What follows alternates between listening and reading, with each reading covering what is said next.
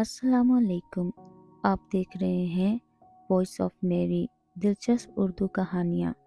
اگر آپ بھی ہماری طرح کہانیوں کے شوقین ہیں تو میرے چینل کو ضرور سبسکرائب کیجیے۔ شکریہ۔ بادشاہ سے غلام بہتر۔ بادشاہ سلامت کا دربار لگا ہے، حاجت مند قطار در قطار پیش ہو رہے ہیں۔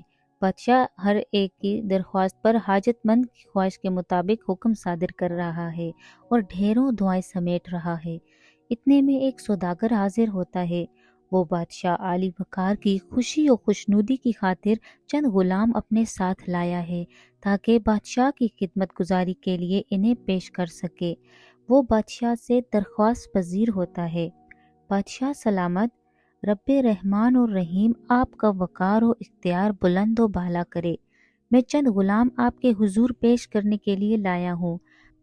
آپ انہیں شرف باریابی بخشیے اور جو غلام آپ پسند فرمائیں اپنی خدمت و نیاز مندی کے لیے اپنے پاس رکھ لیں۔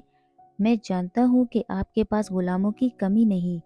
ایک سے ایک بڑھ کر غلام آپ کے دربار میں آپ کی جنبش ابرو اور حرکت انگشت پر عمل کرنے کو تیار ہے، مگر میں سمجھتا ہوں کہ یہ میرے لیے بہت بڑی سعادت اور اعزاز و افتخار ہوگا اگر میرا پیش کردہ کوئی غلام آپ کے احکامات کی بجا آوری کے لیے آپ کے دربار شاہی میں مامور ہوگا۔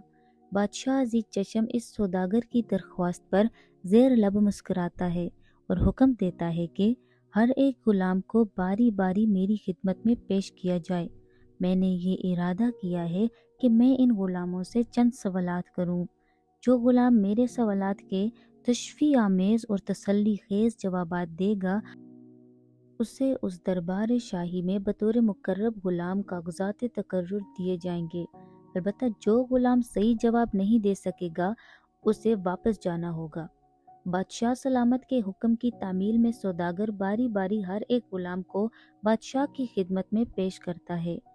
وہ ہر غلام کے خواص بیان کرتا ہے، ان کی تعریف و توصیف میں رطب اللسان ہوتا ہے، ان کی انفرادیت بتاتا ہے، مگر بادشاہ کے سوالات کے تسلی بخش جوابات کوئی بھی غلام نہیں دے پاتا۔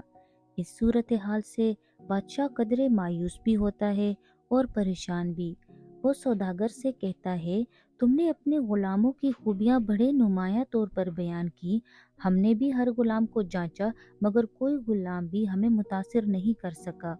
کیا ان غلاموں کے علاوہ کوئی اور غلام تمہارے پاس نہیں ہے؟ اگر کوئی اور غلام ہو تو اسے پیش کر دو، ورنہ ان تمام غلاموں کو واپس لے جاؤ۔ سوداگر یاس و ناامیدی کی حالت میں کہتا ہے، بادشاہ سلامت، رب ذوالجلال آپ کے اقبال کا ستارہ ہمیشہ چمکتا دھمکتا رکھے۔ دراصل ایک اور غلام باہر موجود تو ہے اور ضد کر کے میرے ساتھ یہاں تک آیا بھی ہے، مگر میں سمجھتا ہوں کہ وہ اس اعلیٰ و عرفہ دربار شاہی کے قابل نہیں، اس لیے میں اسے آپ کے حضور پیش کرنے سے پسو پیش کر رہا ہوں۔ بادشاہ سلامت زوردار لہجے میں سوداگر سے کہتا ہے، تم نے یہ کیسے فیصلہ کر لیا کہ وہ غلام ہمارے دربار کے قابل نہیں؟ یہ فیصلہ ہم خود کریں گے۔ تم اسے فوراً حاضر خدمت کرو تاکہ ہم اس سے بھی چند سوالات کر سکیں۔ ہو سکتا ہے کہ وہ ہماری توقعات پر پورا اترے اور ہم اسے اپنی ملازمت میں رکھ لیں۔ یاد رکھو کہ کسی کا ظاہر دیکھ کر اس کے باطن کا قطعی فیصلہ نہیں کیا جا سکتا۔ دوڑ کر جاؤ اور وہ غلام جو اپنے شوق و ذوق سے تمہارے ہمراہ آیا ہے اسے لے آؤ۔ بادشاہ کے حسب حکم سوداگر اس غلام کو دربار شاہی میں حاضر کر دیتا ہے۔ غلام ادب سے سر جھکا کر سلام کرتا ہے اور پھر ہاتھ باندھ کر کھڑا ہو جاتا ہے۔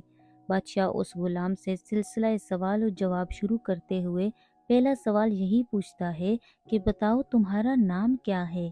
دوسرے غلاموں کے جوابات کے برعکس یہ غلام جواب دیتا ہے کہ بادشاہ سلامت، آپ غلام کو جس نام سے چاہیں یاد فرما لیں۔ غلام نے تو غلام ہی رہنا ہے، اس کا کوئی اور نام کیا ہو سکتا ہے؟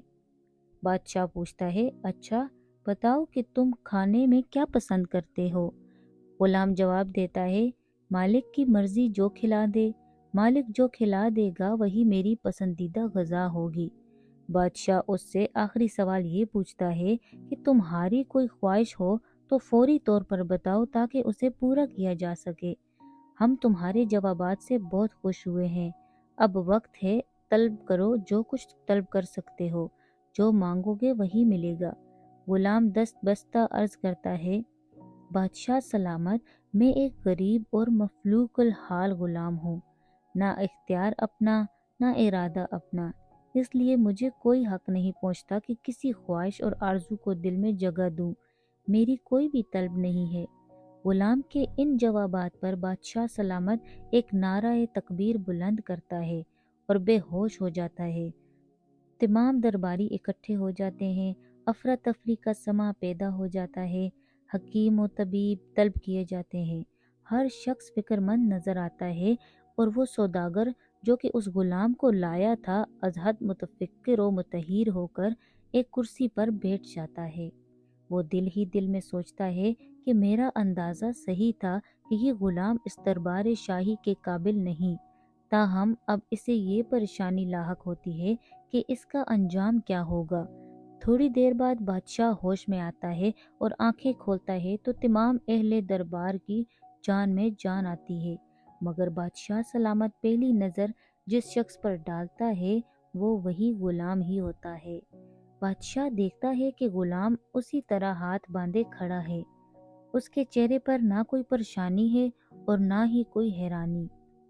اب بادشاہ تھوڑے توقف کے بعد لب کشا ہوتا ہے اور خود کلامی کرتے ہوئے قابل سماعت آواز میں کہتا ہے، اے ابراہیم ادم، افسوس ہے تجھ پر اور صد افسوس ہے تجھ پر، بلکہ 100,000 افسوس ہے تجھ پر۔ تو بھی اپنے رب کی غلامی کا دعویٰ کرتا ہے، لیکن تیرا مقام اس غلام سے بھی کمتر ہے، حالانکہ رب قادر و قدیر نے تجھے بادشاہت جیسی نعمت سے نوازا ہے۔ تجھ سے تو غلام بدرجہ بہتر ہے کہ جس نے سارے اختیارات اپنے مالک کے سپرد کر دیے ہیں اور اپنی کوئی مرضی و منشا یا خواہش و آرزو نہیں رکھی، لیکن ایک تو ہے کہ سارے اختیارات اپنے پاس رکھتا ہے۔ اگرچہ بادشاہ سلامت بلخ کے سلطان اور عظیم المرتبت حکمران ابراہیم ادھم نے اس غلام کو اپنے مقربین میں شامل کر لیا، ہم اس کے دل و دماغ پر غلام کے جوابات سے جو اثر ہوا وہ ناقابل بیان تھا۔ اور اس کے بعد بادشاہ کا سلوک اپنے غلاموں سے اور بھی زیادہ نرم اور بہتر ہو گیا۔